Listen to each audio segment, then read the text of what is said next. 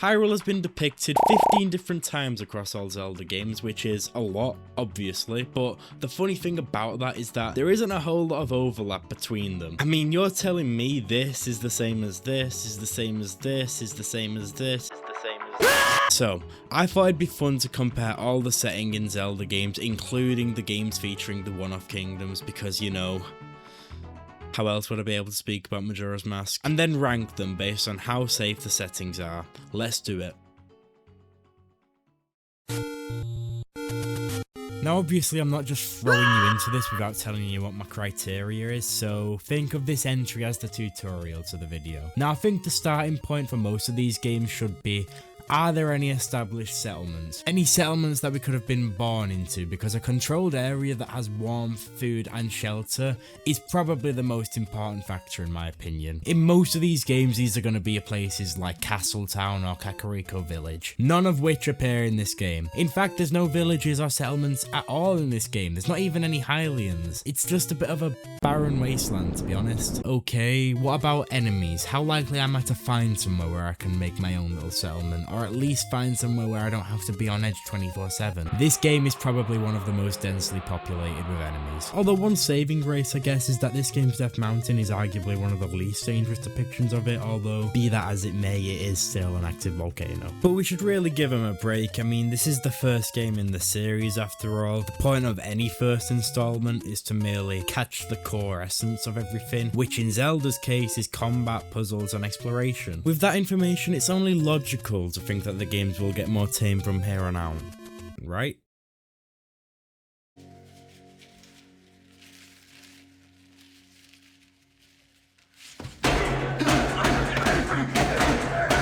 I don't know what it is with Nintendo and making their second games unenjoyably hard, but Zelda 2 The Adventure of Link is relentless. There is one key difference this time round, that being that we get villages, 8 of them in fact, which is somehow more than any other game in the series. Although this time round there are, I think, more enemies. It's kind of hard to tell. This is the only side-scrolling Zelda game, so the perspective is a bit distorted, but you do run into enemy encounters like every 10 seconds, and these enemies are on the tougher end for Zelda games, so I'm just gonna say that you might be fucked if you go outside your settlement. I also want to bring up the fact that this is one of the only games where Death Mountain is segregated from at least half of Hyrule, so there is that going for it as well. This one was tough because it does have the villages going for it, and the Death Mountain being, you know, pretty well segregated, and there are also basically no stakes in this game this time round. I mean, the plot is literally to wake Zelda from her sleep, so that's another bonus, I guess. But the enemy composition is just kind of relentless, and it feels so wrong putting this game, which is notorious for its difficulty, any higher than concerning, so that's the tier I'm going to put it in.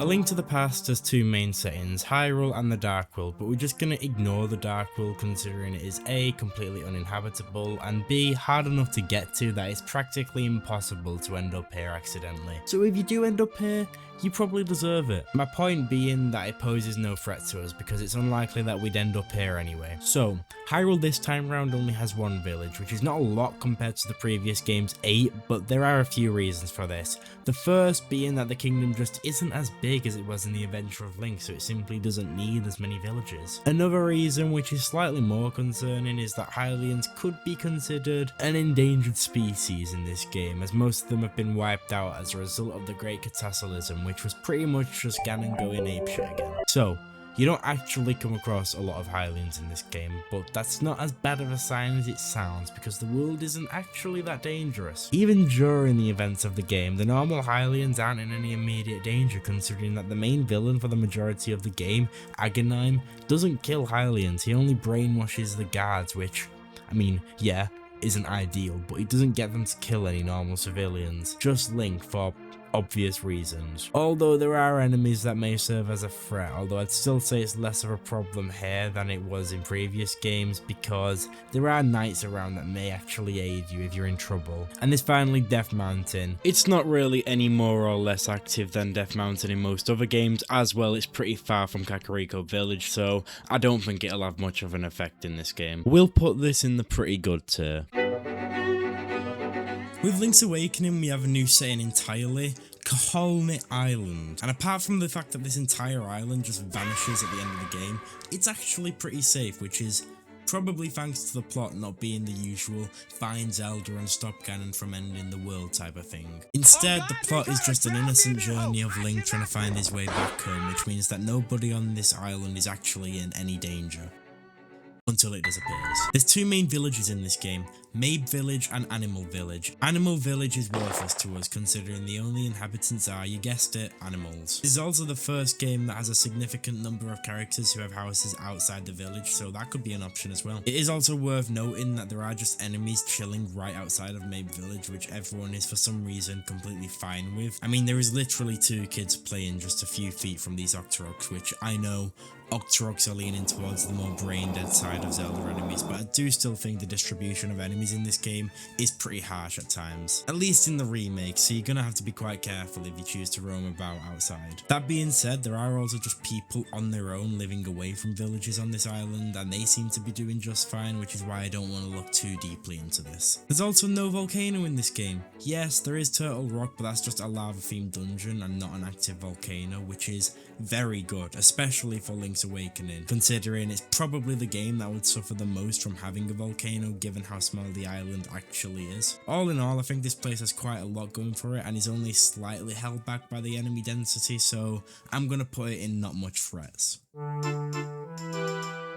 Well, we have our first 3D game. We have a lot to look at with Ocarina of Time, which is honestly a bit frightening considering that the 3D games are only going to get bigger as we go on, but whatever. Let's first look at the state of Hyrule altogether. What's happening? Well, that depends whether this is pre or post time skip, because as we know, at some point during the 7-year time gap, Ganon takes over and everything goes to shit, so that is an immediate major negation of points. Fortunately, this Ganon seems to be one of the less sadistic ones, so he does keep Kakariko Village around during this 7-year power trip. But he does destroy Castle Down and pretty much ruins Zora's Domain and Goron City until Link comes and restores them. Gerudo Town remains relatively unaffected, though I don't know how willing they would be to accept new residents, especially for us Vos out there. Pretty much what I'm saying is that if you were a Hylian during Ganon's invasion, there's a good chance that you would have been killed off, especially if you lived in Castle Town, so that's great. What about enemies? Well, compared to the prior games, it's actually pretty good. There are of course areas in the overworld where you don't want to be, but it's not like everywhere that isn't a village has enemies unlike the previous 4 games, and just every 2D entry altogether for that matter. Take Hyrule Field for example. There's hardly anything here, which is irrationally wild to me because seeing such a vast landscape with no enemies is such a big contrast to these previous 4 games. Of course, I think this one thing Ocarina of Time has going for it is massively overruled by Ganon's reign, but this is still something. To top this hellhole off, this game's Death Mountain is arguably one of the most dangerous iterations of it. And guess which landmark of Hyrule is closest to Death Mountain in this game? Kakariko Village. I wouldn't raise a family here. No, no, no, no, no, yes, no, no, no, no, no, no. Okay, before we get to the obvious deal breaker for Majora's Mask, I'll humour every other aspect first before hitting you with that dump truck. So, Majora's Mask is set in the Kingdom of Termina, which doesn't really stray too far from Hyrule, which I mean, obviously, they're both mirror images of each other. The main settlement of Termina for Hylians is Clocktown, which is located in the direct centre of Termina Field. And I'd say Clocktown is arguably one of the most advanced and built up towns in the entire franchise. Firstly, every single exit has guards preventing you from leaving, and presumably preventing anything from getting inside. The town is also completely surrounded by walls, so it goes without saying that it's quite secure from enemies. And even if you wanted to go out into Termina Field, there aren't that much enemies anyway. It's probably slightly more densely populated than Hyrule Field in Ocarina of Time at most, and that's not really saying a whole lot. There's also not an active volcano in this game. I've seen people online call Woodfall a volcano, but I simply disagree. It looks more like a swamp with poisonous purple water, which is still dangerous, but I'd say it wouldn't have any massive effect on the surrounding areas. There's also Snowhead, which could be a volcano given the lava on the bottom floors of it, but I don't think it's erupting anytime soon. So, you're probably wondering why I'm immediately cutting off this kingdom. I mean, it seems pretty stellar in terms of safety, or who am I kidding? Majora's Mask is a game about the moon falling down to Earth. I'm sure we've all seen the game theory video on it, but I'll spell it out for you anyway. In reality, if the moon was really falling down to Earth, this kingdom, along with the entire planet, would already be long gone before the game even starts. That is because the moon wouldn't even be able to get that close without the planet being completely knocked out of orbit. and by that point, obviously, everyone would be dead. But you know what? Let's humour the game's physics and throw real-world logic completely out the window. Then what? You still only have 3 days in this kingdom before it gets completely engulfed in flames. I'm sorry if you wanted the surprise at the end of the video, but I think I've made it fairly obvious that Majora's Mask is the most dangerous game in the entire franchise. The Oracle games are probably both the Zelda games I know the least about, so bear with me on these please. The Oracle of Seasons takes place in a land called Holodrum, and the thing that stuck out to me the most with this game was the villain, Onyx. Particularly his 2 goals, the first being to make the land of Holodrum a barren wasteland by ridding it of all its inhabitants, and the second being to bring Ganon back, who might I add is also a mindless killing machine in both the Oracle games. Now, we've had villains whose goals come with the inevitability of death, but Onyx and Ganon in this game are 2 of the only Zelda villains whose primary goals are literally just blatant genocide. The way in which Onyx plans on doing this is by kidnapping the Oracle of Seasons, Din, and throwing the flow of the seasons into chaos, essentially making Holodrum one big natural disaster. Which does end up happening, and while there aren't any confirmed deaths, the intensity of this event was enough to sink an entire village in water. There's only one settlement in this game, Horon City, and it's a pretty decent village in relation to the rest of the villages in this franchise. There's really no standout features. This game's volcanic area, however, is called the Subrosian Volcanoes, and volcanic activity in this game is sort of amplified tenfold. And it really doesn't help that the volcanoes are located in Subrosia, which is directly underneath Holodrum, so those volcanoes are erupting directly towards the villages. Even if the volcanic activity was on par with the previous games, this would still be a major red flag. To top it off, the enemy density is pretty concerning. I wouldn't start a family here. I'd say the biggest difference between both the Oracle games is that Seasons is predominantly an action game, whereas Ages is predominantly a puzzle game. What does this mean, you're asking? Well, enemy density is a bit lower in Oracle of Ages for this very reason, which already puts it a step above Holodrum. Oh yeah, we're not in Holodrum anymore, we're in the land of Labrina, which is being threatened by the villain called Veron. Her goal somewhat aligns with Onyx's goal, which is to bring Ganon back, but Onyx's way of doing that is by killing everyone in Holodrum, whereas Veron's way is casting the land into darkness and misery. Some may say that Veron's way is just as bad as Onyx's, if not worse, but I'm gonna go out on a limb here and say that Veron's way is slightly better for humanity, considering that Onyx is blatantly trying to commit mass genocide, whereas Veron just wants pain and misery, which doesn't necessarily mean death. Although Veron does cause more on-screen deaths, but I think if this was to happen in reality, Onyx's approach would definitely result in more casualties. Though I will add that the difference between these 2 in the end is going to be minimal, considering that they both share the same goal of bringing Ganon back. Another key advantage of Labrina is that it isn't in a constant state of seasonal anarchy, so that's a bonus. The main village of this game is called Lena City, which, like Horon Village, nothing special. There is also a volcano that disappears halfway through the game, but it doesn't really do anything before it disappears anyway, so that's not really going to have any impact here. All in all, I'd definitely say that the land of Labrina is marginally better than Holodrum, but this isn't exactly a case of black and white, so I'll put it 1 tier above. The Legend of Zelda 4 Swords returns us to the land of Hyrule, where the kingdom is being threatened by a villain called Vati, and his motive in this game is to pursue a forced marriage with Princess Zelda, which, as fucked up as it sounds, is somehow on the less evil side of Zelda villains' motives. It's still obviously pretty evil, but the significant part to us is that it doesn't actually affect any commoners, unless he has motives to use Zelda's power for evil, but that's never actually touched upon in this game, so as far as we're aware, he's no threat to humanity. What might be a threat is that there are literally no villages in this game whatsoever, which is like a massive damper on this entire game. Somehow, enemy density isn't quite as bad as most of the other 2D games so far, which is kind of strange to me given the fact that this game was meant to be played by at least 2 people, although it is still pretty concerning when paired with the fact that there are literally 0 settlements or controlled environments in this game. All in all, I'd say this game is pretty concerning for that one feature, but it's not quite enough to place it in the very bottom tier, so we'll put it 1 above. In this game, Vati's back for round 2, and I don't think he took being banished in 4 Swords very well. He still wants to kidnap Zelda, but this time it's to use her power to restore himself and spread darkness and monsters across the land, which is probably slightly more concerning to the existence of humanity. He also inadvertently helps Ganon with his goal of taking over Hyrule. Oh yeah, Ganon's in this game. He doesn't have a lot of screen time actually, because in this game he plays the role of the manipulative mastermind. He pretty much uses Vati's crash out to his advantage, message and then ends up revealing himself towards the end of the game. As for Ganon's actual goal, there's not really much the game gives us. I'm pretty sure it's just a typical takeover Hyrule scheme with the implication of plunging Hyrule into darkness, though it never directly states that. Although it is worth noting that by the end of this game, this is Ganon, not Ganondorf. The main difference being Ganon is usually just a rampant beast, so I'm going to assume Hyrule wouldn't be in the best hands if he took over. This game's main settlement is the village of the Blue Maiden, which is notorious for its inhabitants being mysteriously and unexplainably spirited away into the Dark World.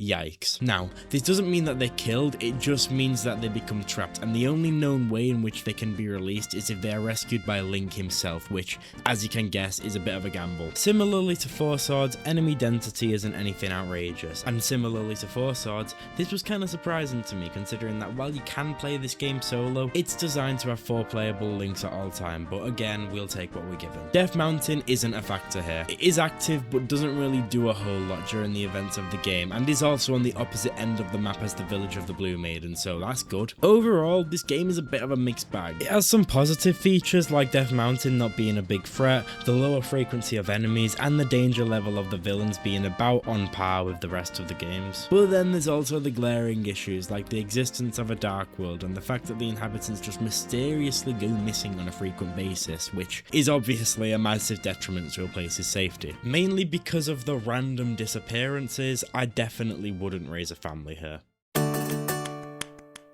Wind Waker is an interesting one because it's the game that follows, in my opinion, the most nuclear event to happen across the entire timeline. That being, of course, the annihilation of all but a select few Hylians after the gods flooded the world to prevent Ganon's return, which, to this day, I still think was behemoth levels of overkill, considering that there probably would have been less casualties if they'd just let Ganon take over. Anyway, I'm not going to get too into that, considering that those deaths took place way before this game takes place. What I really want to talk about with Wind Waker is the context of this game, specifically what Ganon wants. Expose this land to the rays of the sun once more, let them burn forth, give Hyrule to me. This is Ganon's wishes to the gods, and yes, his main goal is to still rule Hyrule, but part of the way in which he wants to do that is bring it back, which is, I mean, yeah, kind of obvious. He can't really rule a kingdom that's 99% submerged in water, but this goal should still be in the Hylians' best interests. As it is, they're just living life secluded on small islands. That, along with the fact that this Ganondorf is easily the most reasonable and human version of him, makes me think that even if he was to succeed in taking over Hyrule, maybe it wouldn't be in the worst hands possible. But I know one thing for certain: if I had to pick one version of Ganondorf to rule the kingdom I live in, it would be Wind Waker's Ganondorf. Anyway, finally moving away from the story aspect, let's talk about the world. I'm going to assume that travel in this version of Hyrule is, for the most part, out of the question, or at the very least near impossible for most, because there aren't many ships in this game, so I'm going to assume that the Great Sea isn't something you're going to have to worry about. Most of the islands you will live in, i.e. Windfall and Outset Island, are pretty safe. Windfall probably being the superior of the two given its more advanced infrastructure and having no enemies on it at all, except maybe Tingle. Outset Island is considerably less advanced than Windfall, but still has a flourishing community. And as I said before, there are enemies, but it's only a few bokoblins on the east side of the island that never seem to bother the townsfolk, so it's fine. There is a volcano, that being Dragon Roost Island, but it's not close enough to anything to have any massive impact, and its activity is based on the well-being of Valoo, which is resolved pretty early in the game anyway. Honestly, I'd say the biggest threat is if you're a girl, because there is always the possibility that you get kidnapped by this random ass bird, but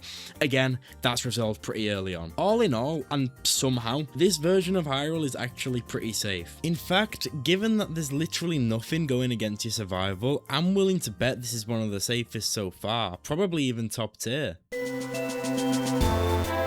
Minish Cap is chronologically the earliest depiction of a colonized Hyrule, and it really goes to show how much of a downward spiral Hyrule fell into. This is yet another game that stars Vati as the villain, however this game is his debut and his first chronological appearance. His goal in this game is to consume as much light force as he physically can, with the motive of becoming more powerful. It's unstated what he'd do with that power, but it is worth noting that he's very reckless and hot-headed, shown by his tendency to just act on impulse, which probably wouldn't mix well with immense power. However, and my interpretation of his character in this game is that he'd only go out of his way to kill people if they got in his way, which is the exact reason he turns Zelda to stone and the exact reason he's constantly trying to kill Link. Still, he is definitely a loose cannon and a genuine threat to Hyrule in this game. The main settlement in Minish Cap is Hyrule Castletown, and it's pretty well developed in this game, especially when considering how new Hyrule is at this point. However, enemy density is definitely a step up from most other 2D games, which makes sense given how new and untamed Hyrule is at this point. So, we've got an unpredictable enemy who will probably leave you alone if you keep your distance, a safe and thriving town, but a concerning enemy density. We'll put this in the concerning tier.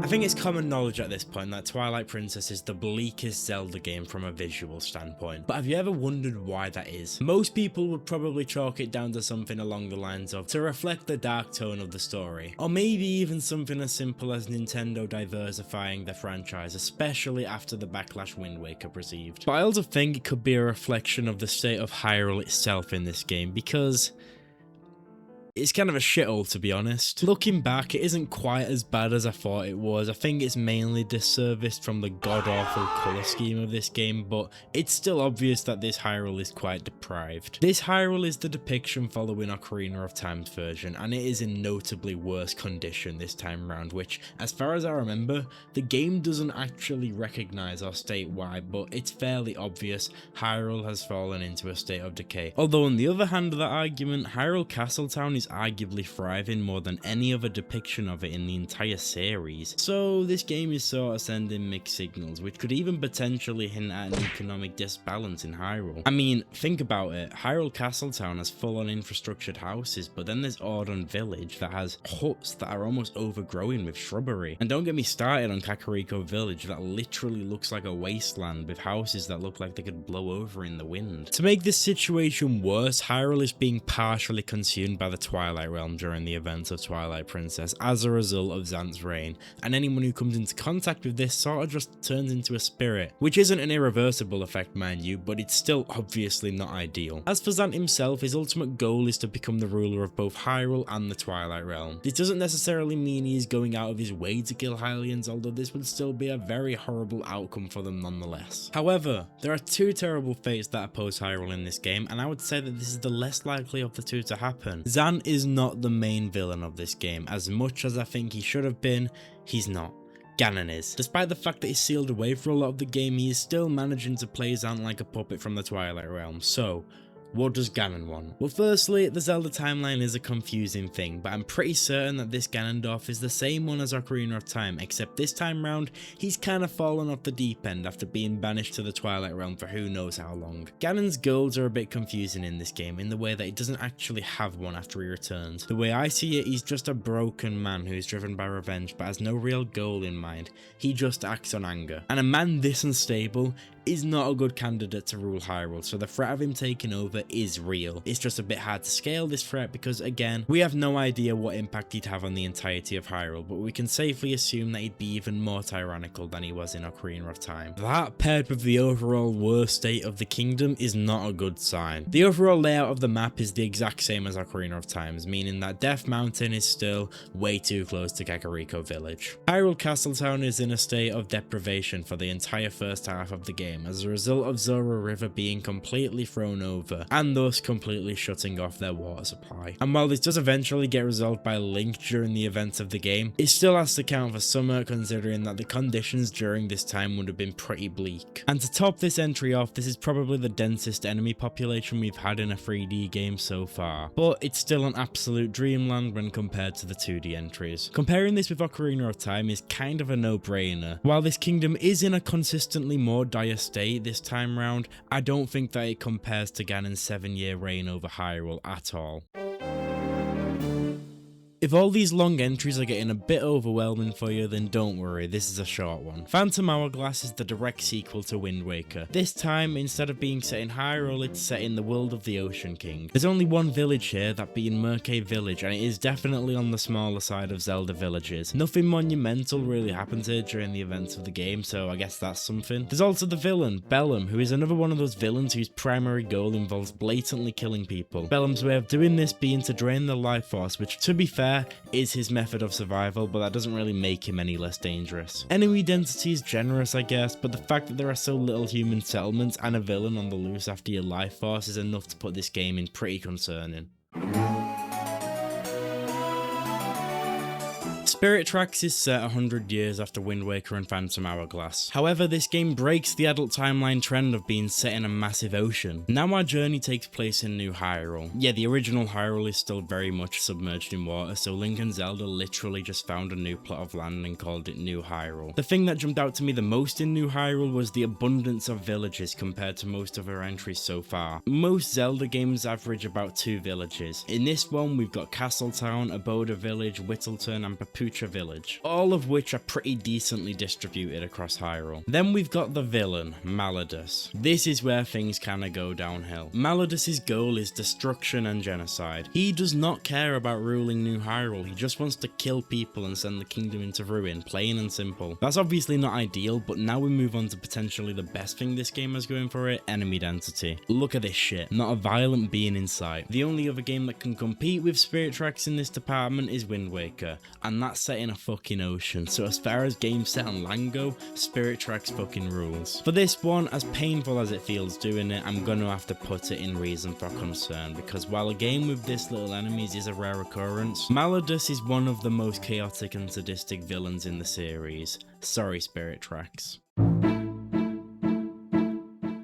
Despite Skyward Sword being one of, if not the biggest game so far, this one is actually going to be pretty quick to rank. That's because there is literally only one place we have to look at, that being Skyloft. That entire chunk of land, aka the surface, don't need it. The Hylians don't even know Hyrule exists in this game. Hell, they don't even know that this solid surface beneath them.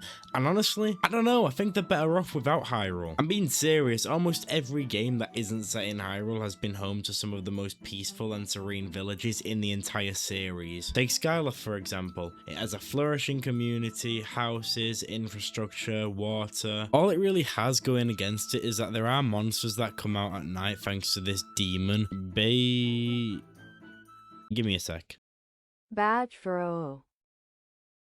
Sure, who is stated to attract monsters with his demonic aura, but there are a few workarounds for this. The first being to just go outside anyway. He's not exactly raining hell down on Skyloft here, so if worst comes to worst, you could probably just punt the so-called monsters he brings out anyway, unless you're a really small child. You could also just not go out at night, duh. I'm pretty sure that's how everyone who lives in Skyloft was raised anyway, and I don't think these monsters are breaking any doors down. The final and probably least likely fix is to find all the gratitude crystals as Link to grant Batro's wish to become human, which in turn rids him of his demonic aura. But this point is mainly meant to prove that this isn't an unresolvable curse that Skyloft has been subjected to. Even when taking the context of this game into account, Skyloft is still safe because it is almost never the direct focus of any of the game's opposing forces. At most, it gets hit with some collateral damage from Girahim, but even that's a stretch to be honest. I'd honestly say the biggest threat is falling off Skyloft, but assuming you're a competent Loftwing pilot, then you're even immune to that. Very easy top tier.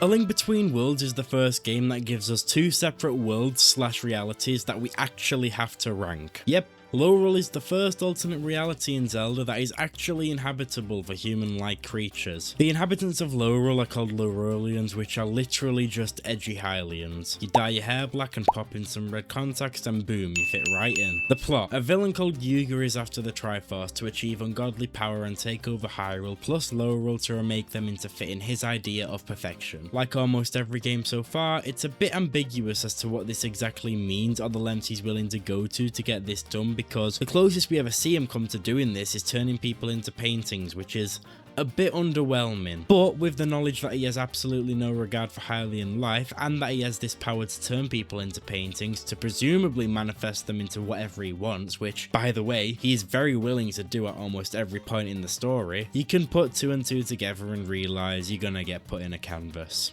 Probably. Again, just a hypothetical. If you don't get remade, it'll probably just leave you alone. So I'll be nice and say that this is a coin flip. As for Hyrule itself, it is literally a direct replica of A Link to the Past's Hyrule, which we've already stated wasn't too hazardous, given Death Mountain being so far from civilization. This is almost the exact same story for Hyrule, except Death Mountain is actually a snowy mountain over there, which isn't a massive saving grace, but still definitely accounts for something. This positive, however, becomes completely undone when we compare the human settlements of these kingdoms. Over in Hyrule, we have the peaceful Kakariko village, whereas in Hyrule, we have the run-down thieves town, which is a very bad place to live. It's a town full of thieves, moblins, and goddamn terrorists. What the fuck? This place may genuinely be the worst human settlement in Zelda history, no joke. And finally, we've got enemy density. To my surprise, the enemy density is very harsh for both Hyrule and Hyrule in this game, which I was not expecting. So, looking at this in retrospect, both kingdoms have terrible fates looming over the civilians and quite dense enemy populations. If I was looking at just Hyrule, then it'd be a very easy hell tier, whereas Hyrule is probably just,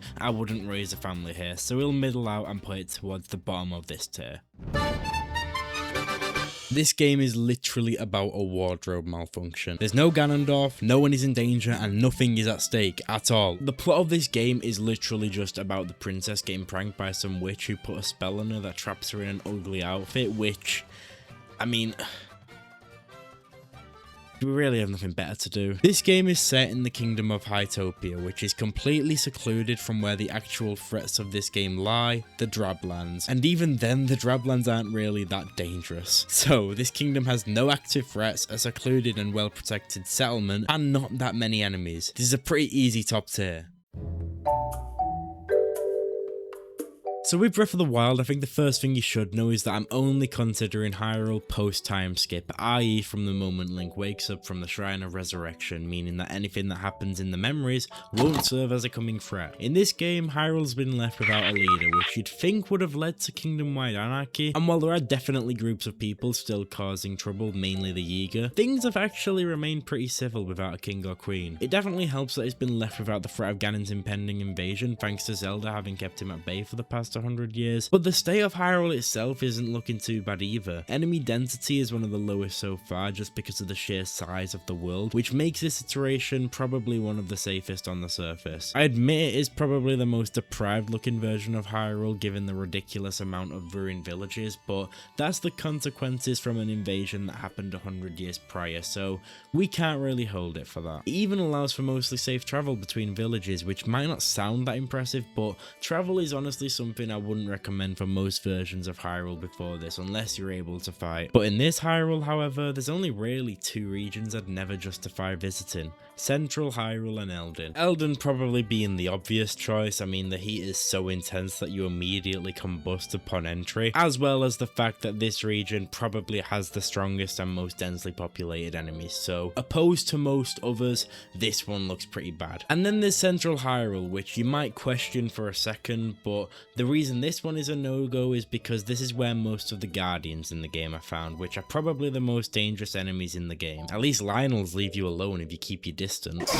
This game is also probably the game that has the most villages to pick from, only really being contended by Zelda 2. We've got Kakariko Village, Ateno Village, Lurelin Village, Tarry Town, Karakara Bazaar, and Gerudo Town. If that's not enough for you, then there are also stray houses spread across the entire map, as well as stables, which the workers presumably live at. Of course, some of these places, such as Gerudo Town and Tarry Town, have certain restrictions, but there is still a wide range available. Now, that isn't to say that this kingdom is completely safe, as there are still a few concerning things to keep an eye out for. Firstly, Death Mountain. I know I've said this a few times this video, but I think definitively this is the most active Death Mountain in the series, considering there's a fucking divine beast using it as a dance pad the entire game. That being said, because this version of Hyrule is just so beefy, it's not gonna have any crazy impact. At most, it'll affect the climate of the surrounding region, so the only town that this would affect is Tarry Town. The other concern is that Zelda is one slip up away from releasing Ganon, and if this version of Ganon was released without Link there to defeat him, then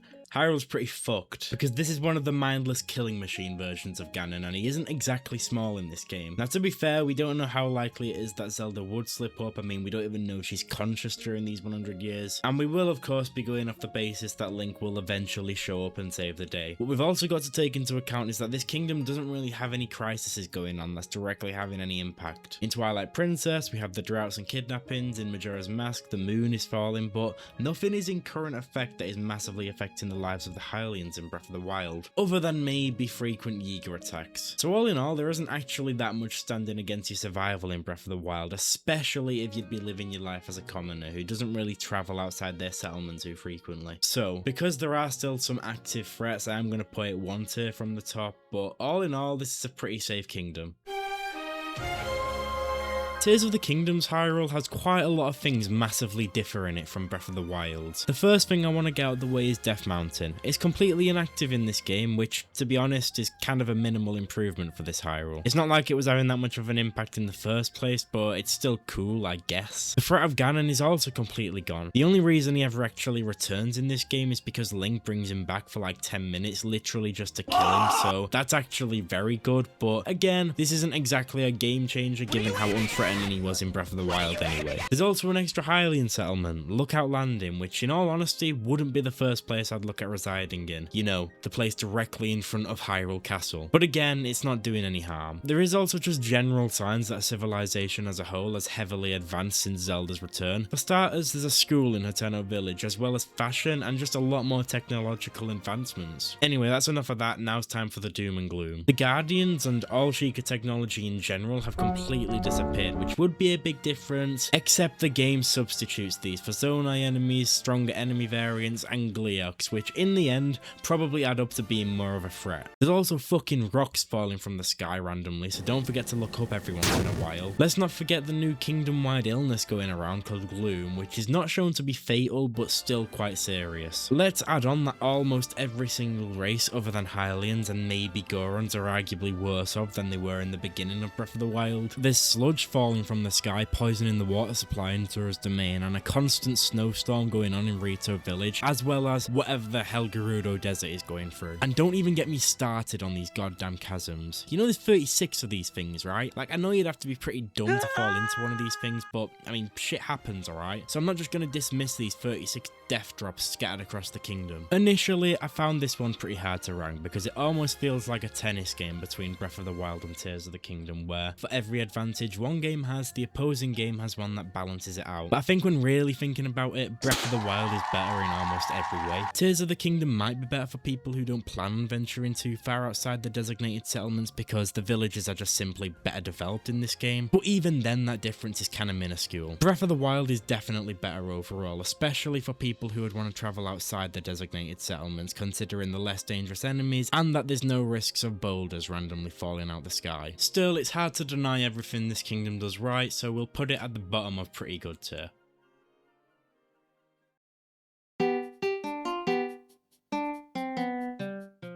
So, if you want a definitive answer, Termina is 110% the most dangerous village here. I doubt anybody questions that. But as for the most safe, I honestly can't decide between Skyward Sword, Wind Waker, and Triforce Heroes, so my, in quotations, definitive answer would be that they're all interchangeable. But if you're like me and can't stand when people middle out, then I'm gonna have to say first place Skyward Sword, second place Wind Waker, and third place Triforce Heroes. The islands in Wind Waker and Skyloft in Skyward Sword share the common factor of complete seclusion from where all the dangers of the game take place, so in other words, the people on those islands are living in more or less complete ignorance to the dangers of the outside world. Which is honestly something I can't say for Triforce Heroes or any other game in the series for that matter. Anyway, that's my answer. Thank you so much if you're actually still here and sat through the entire video, and until next time.